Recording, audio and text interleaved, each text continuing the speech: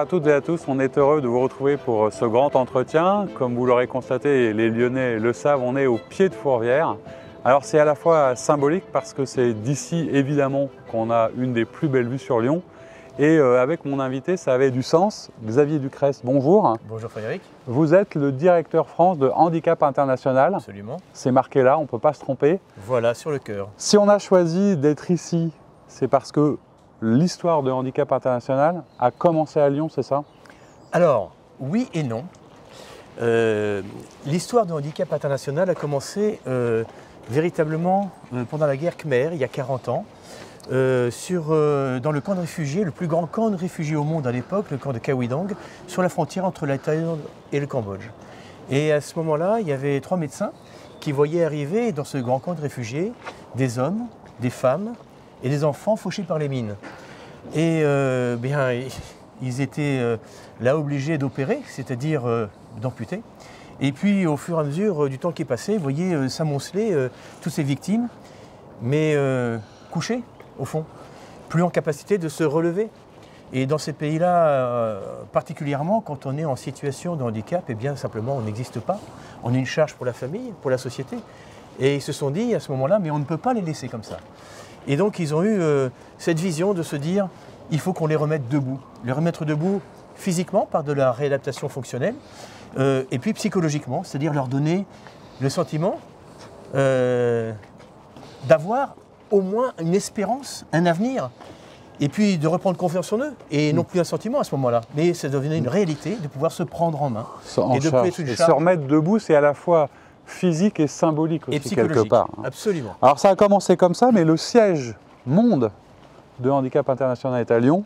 Et on sait que Lyon est un creuset pour la vie associative. Il y a énormément d'associations, d'engagements. Ce n'est pas un hasard si Handicap aujourd'hui est à Lyon. Alors, qu'est-ce que c'est en quelques mots, pour ceux qui ne connaîtraient pas, Handicap International, en chiffres, en nombre, en bénévoles, en engagement, en dons? Donc de ces 3 personnes dans le camp de Khao-I-Dang, qui étaient des Lyonnais, ils ont donc créé l'association légalement depuis ce territoire. Et de ces 3 personnes, il y a 40 ans, nous sommes aujourd'hui plus de 5000 collaborateurs salariés, je parle dans l'équivalent temps plein. Et nous intervenons dans plus de 59 pays. Aujourd'hui, beaucoup plus, puisque avec la crise en Ukraine, eh bien, nous avons ouvert un bureau en Moldavie et nous allons intervenir à la fois en Ukraine, à la fois dans les pays limitrophes, notamment en Roumanie. Et donc, ces 5000 collaborateurs interviennent dans plus de 60 pays maintenant. Donc. Et nous avons plus de 430 programmes développés dans le monde parce qu'il n'y a pas que l'Ukraine, c'est l'actualité. On va en reparler effectivement, et c'est aussi important parce que malheureusement les drames souvent remplacent d'autres drames qu'on a tendance à oublier, et on en reparlera. Alors si je m'arrête quelques instants sur vous, parce que vous incarnez aujourd'hui, en France au moins, à travers tous les bénévoles certes, mais Handicap International, comment est-ce qu'on se retrouve, Xavier Ducrest, à la direction France de Handicap International? Pourquoi cet engagement et pourquoi dans cette association en particulier? Alors ça pourrait être un développement extrêmement long, mais je vais essayer de raccourcir. En pisson alors. Oui, non, mais parce que ça pourrait être presque philosophique, c'est est-ce qu'on croit une destinée? Est-ce qu'on est maître complètement de son destin et de son devenir professionnel et son devenir d'homme, tout simplement? Ça a commencé, moi, en fait, j'ai toujours voulu faire de la publicité. Je ne sais pas pourquoi. C'est très compliqué pour ma mère parce que j'ai dû naître avec un crayon. Et en fait, c'est simple, je m'embêtais fermement à l'école et donc je dessinais dans les marges des cahiers, machin, etc. Je copiais des Tintins, etc., des Michel Varian et compagnie. Et donc, plus je m'embêtais, plus je dessinais, plus on me félicitait sur mes dessins et pas sur mes résultats scolaires. Et vous savez ce que c'est? Quand on se félicite de quelque chose, on en prend confiance et on y va et on se développe. Et donc, j'ai commencé dans la publicité et le journalisme. Et j'ai toujours travaillé, mais ça c'est l'éducation qui l'a voulu, bénévolement pour des associations en même temps. Vous étiez déjà engagé de toute façon depuis toujours. Depuis toujours dans le monde associatif. Et puis, quittant Paris pour m'installer à Lyon en 91, je rejoins une petite équipe qui était depuis quelques mois, quelques semaines, engagée auprès d'Handicap International, et je rencontre Jean-Baptiste Richardier. Et il y a un avant et un après cette rencontre. Et donc on a discuté et j'ai accompagné créativement et stratégiquement cette association pendant 20 ans. 20 ans d'accompagnement qui ont scellé vraiment une amitié et un respect que j'ai pour cet homme qui est vraiment sans frontières, sans mesure, avec toute sa révolte de l'époque qui reste intacte aujourd'hui. C'est quelqu'un qui... un membre de la famille. C'est devenu un membre de la famille et du coup, un jour, je travaillais pour d'autres associations et une autre association qui s'appelle Aide et Action, qui travaille pour l'accès à l'éducation dans le monde, me dit, après avoir travaillé avec eux sur le plan stratégique, eh bien, est-ce que tu ne voudrais pas nous rejoindre? Parce qu'il faut lancer maintenant le projet. Et là, on se pose des questions. J'avais 55 ans. Et puis, il était temps pour moi de faire un choix qui était un choix vraiment de ne plus être sur deux piliers comme ça, le monde économique. Passer de l'autre côté, s'engager totalement. Voilà. Je l'ai fait à 55 ans. Et au bout de 3 ans et demi, c'est Handicap International, donc j'avais 58 ans, qui est venu me chercher. Donc je suis la preuve que le senior est employable. Que le senior a encore de l'énergie et des convictions. A encore de l'énergie et des convictions.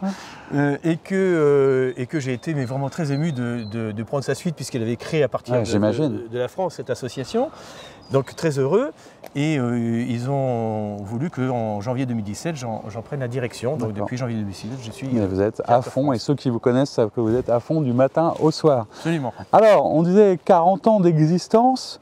Mais il y a un double anniversaire, c'est-à-dire qu'il y a quelque chose qui vous tient à cœur, c'est qu'effectivement l'association a 40 ans, mais qu'il y a aussi le 25e anniversaire de ce qu'on appelle le traité d'Ottawa, et je crois que c'est ça que vous voulez mettre en avant. Expliquez-nous ce que c'est que ce traité et pourquoi il a changé la manière de voir les choses et le handicap et votre action en particulier. Alors tout à fait, il faut revenir sur cette vision qu'avaient ces créateurs de Handicap International qui ont toujours travaillé sur 2 grands piliers qui étaient le pilier de l'intervention terrain, l'aide concrète aux personnes vulnérables et aux populations vulnérables de personnes handicapées, très bien, mais ils sont remontés aux causes.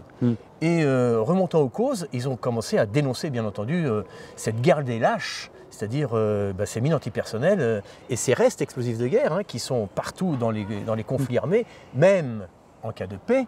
C'est encore la double peine. C'est-à-dire que vous êtes en train de reconstruire, vous tombez sur une mine, vous êtes dans un pays comme le Laos, mais le Cambodge, mais par exemple le Sénégal, enfin tous les pays au monde qui ont été en zone de conflit. Il y a des mines. Et donc ils ont voulu évidemment au hasard et à l'aveugle.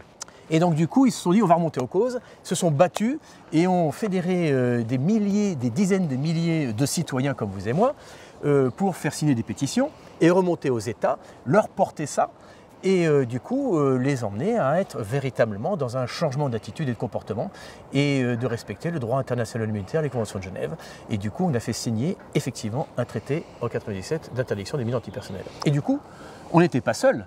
Il y avait un consortium d'ONG et donc on est co-prix Nobel de la paix pour ça.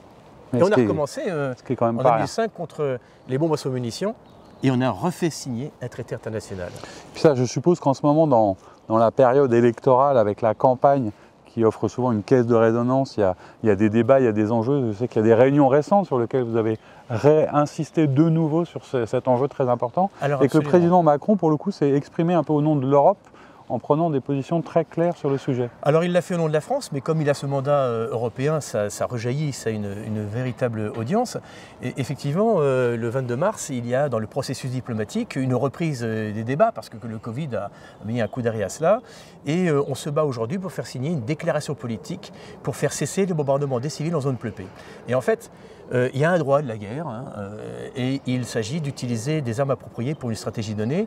Et on n'avait pas pensé, quand on a signé les traités internationaux, que les ingénieurs de l'armement allaient développer des armes de plus en plus puissantes, avec des rayons d'action de plus en plus énormes. Et ça, c'est un premier fait. Et le deuxième fait, c'est que les conflits se sont déplacés dans les centres-villes. Et vous ajoutez ces 2 faits et vous avez aujourd'hui ces drames absolument incroyables contre lesquels il faut qu'on se lève tous. J'ai adoré la prise de parole du président ukrainien. Levons-nous. Enfin, levons-nous. On ne peut pas être cette génération qui aura fermé les yeux et qui aura dit on ne savait pas. Non, on sait aujourd'hui qu'on bombarde les civils et que c'est contraire au droit international militaire, aux conventions de Genève. Donc, il faut impérativement que notre mandat d'engager les États, on en a 80 qui nous suivent aujourd'hui, d'engager les États à signer cette déclaration politique soit de plus en plus nombreux et que nous, citoyens de tous les pays, de toutes les nations, nous nous levions pour leur demander de signer cette déclaration politique. Parce qu'il faut impérativement que l'on respecte ce droit international humanitaire et que des gens comme vous et moi, des familles comme les Lyonnais, les Lyonnaises, les Français, tous les pays du monde, toutes les familles du monde, enfin, ne soient pas les victimes innocentes de ce qui se passe entre des belligérants.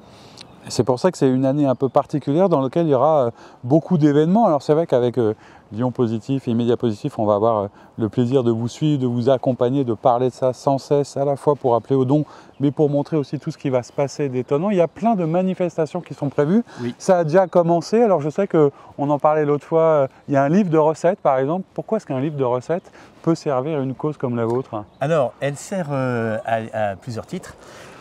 D'abord, elle sert à mettre en avant les personnes que l'on aide dans le monde, ces hommes, ces femmes et ces enfants qui sont en situation de handicap, qui sont dus à des catastrophes naturelles ou des conflits armés, et on leur permet donc, comme on le disait, de se remettre debout. Et ils se prennent en main. Et par exemple, il y en a qui montent des restos, il y en a qui montent des boutiques, il y en a qui trouvent du boulot dans des entreprises locales, il y en a qui arrivent à aller à l'école, qui sont dans une sorte de formation. Et bien, on voulait leur rendre hommage.